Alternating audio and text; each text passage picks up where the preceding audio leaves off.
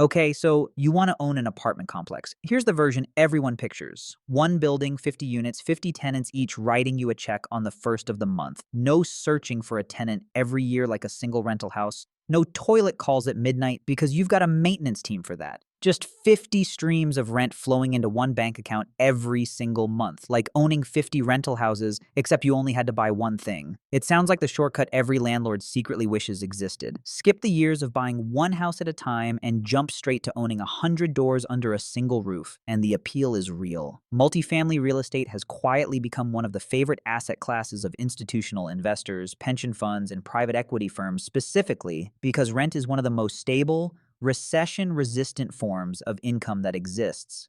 People stop buying new cars in a downturn. They rarely stop paying rent because losing their home is the last bill anyone lets slip. So naturally, you assume that owning an apartment building is basically owning a single rental house, just multiplied by 50. Bigger number, same math. But here's what actually happens once you step inside the world of apartment investing, once the leasing reports come out and the maintenance logs start piling up. An apartment complex is not valued the same way a house is valued, it is not financed the same way, and it does not fail the same way either. By the end of this, you will know exactly how apartment buildings are actually priced, where the real profit hides inside the operating statement, and why a 5% shift in one number can be the difference between a wildly profitable building and a foreclosure. People assume an apartment building is worth whatever similar buildings nearby recently sold for, the same way a house is valued by comparing it to the house down the street. It is not really. Apartment buildings are commercial real estate, and commercial real estate is priced almost entirely off one thing: how much money it actually makes. That number is called net operating income. Think of it as what the building earns after it feeds itself,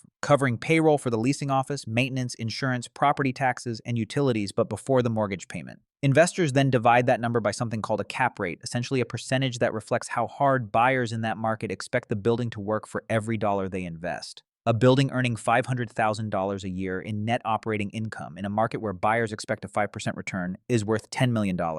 That exact same building, earning that exact same income, in a market where buyers only expect a 4% return, is suddenly worth $12.5 million. Nothing about the building changed. The number that changed is the market's appetite for risk. This is why apartment values can swing wildly, even when nothing physically happens to the property at all. This single fact is also why experienced apartment investors obsess over increasing net operating income more than almost anything else, because every extra dollar of income doesn't just add a dollar to their pocket. It adds a multiple of that dollar to the building's total value. Raise rents by $50 a unit across 100 units, and you've added $60,000 a year in income. At a 5% cap rate, that single move just added $1.2 million to what the building is worth on paper. This is called forcing appreciation, and it's the entire foundation of what's known as value-add investing: buying a tired, underperforming building, renovating units, raising rents to match, and watching the value jump far more than the renovation itself cost. The revenue side of an apartment building looks deceptively like a single rental house scaled up, but the streams multiply in ways beginners don't expect. The first and largest is base rent, the money tenants pay to live there. The second is what's called ancillary income: covered parking fees, pet rent, storage unit rentals, coin laundry, application fees, and late fees. In a well-run 100-unit building, ancillary income alone can add $50,000 to $100,000 a year. Money that flows almost entirely to the bottom line, because there's very little extra cost to collect it. The third is utility reimbursement. Many operators now bill tenants back for water, trash, and sewer instead of absorbing those costs themselves, a shift that has meaningfully improved margins across the industry over the last decade. But the cost side is where apartment ownership stops resembling a house and starts resembling running an actual small business. Payroll is the first shock for new investors. A 100-unit building typically needs a property manager, a maintenance technician, and often a leasing agent, real employees with real salaries, benefits, and turnover. Then there's the maintenance reserve, but at scale, because when a roof needs replacing on a house, it's one roof. When a roof needs replacing on an apartment complex, it might be 4 buildings and $200,000 at once. Then there's insurance, which has risen sharply for multifamily properties in many markets, sometimes doubling in just a few years due to climate-related claims and rising construction costs. A line item that can quietly eat an entire percentage point off returns that used to be reliable. Financing an apartment building works completely differently from financing a house too, and this is where most new investors get their first real education. Lenders don't primarily care what your income is. They care whether the building's income alone can comfortably cover the mortgage payment. That relationship is measured by something called the debt service coverage ratio. Essentially, does the building earn enough on its own to pay its own loan with room to spare? Most commercial lenders want to see the building earning at least 25% more than the mortgage payment requires. If occupancy drops or expenses spike and that cushion disappears, the loan itself can be at risk, regardless of how much cash the owner personally has in the bank. This is fundamentally different from a house, where the bank is largely betting on you personally. With an apartment building, the bank is betting on the building's own performance.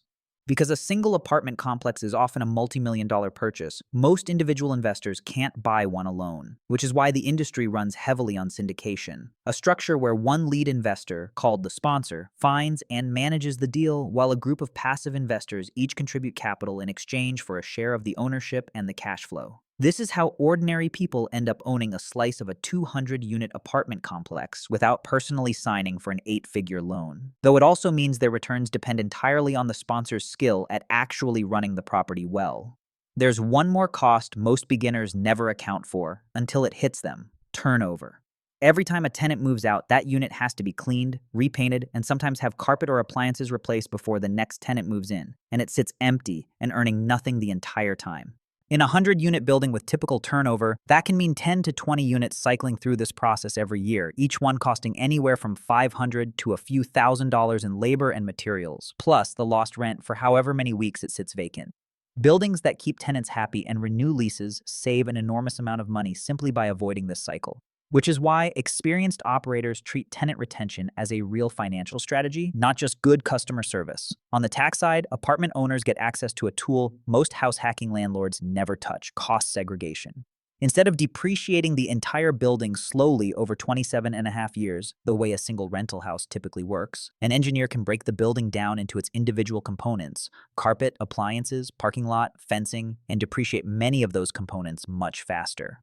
That can create a large paper loss in the very first year of ownership, sheltering a significant chunk of the building's real income from taxes, even while the building is generating strong actual cash flow. It's one of the reasons wealthy investors are drawn to apartment buildings specifically. The tax code rewards scale in ways it simply doesn't for a single house. Now let's put real numbers next to two very different apartment deals. In the good scenario, an investor group buys a 60-unit apartment complex for $6 million in a growing city, with rents running slightly below the market average because the previous owner never bothered raising them. They spend $8,000 per unit renovating kitchens and bathrooms, then raise rents by an average of $150 a month. That adds $108,000 a year in net operating income.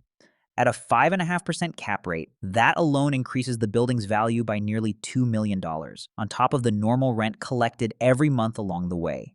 Investors in that deal can realistically see returns in the 15 to 20% range annually once you combine cash flow with the forced appreciation from the renovation. In the realistic, harder scenario, an investor buys a building at the top of the market using an adjustable rate loan, assuming rents will keep climbing the way they had for the previous 5 years. Interest rates rise, the loan payment resets higher, and at the same time, a wave of new apartment construction hits the local market, forcing rents to soften instead of grow. Net operating income stalls exactly when the loan payment increases, the debt coverage ratio slips below what the lender requires, and the owner is forced into a fire sale or a capital call, asking existing investors for more money just to keep the building afloat. This exact scenario has played out across multiple American cities in recent years, and it's the single biggest risk in apartment investing, not vacant units, but the mismatch between rising debt costs and income that doesn't rise fast enough to match it. The zoom-out truth about apartment complexes is this: you are not really buying a building, you are buying an income stream, and the value of that income stream is entirely dependent on two things you don't fully control: the interest rate environment when you finance and refinance it, and how skillfully it's operated day to day. Two identical buildings, same city, same unit count, can produce completely different outcomes for their owners based purely on financing decisions made on a single afternoon at closing. The bricks are the same in every scenario. The financial engineering underneath them is what separates a fortune from a foreclosure. There's another version of real estate that skips tenants, leasing offices, and maintenance calls entirely, where the renovation is a coat of paint and new carpet, and the entire business model is buying low, moving fast, and selling before you ever collect a single rent check. That's exactly where we're headed next, into the real economics of flipping houses for a living.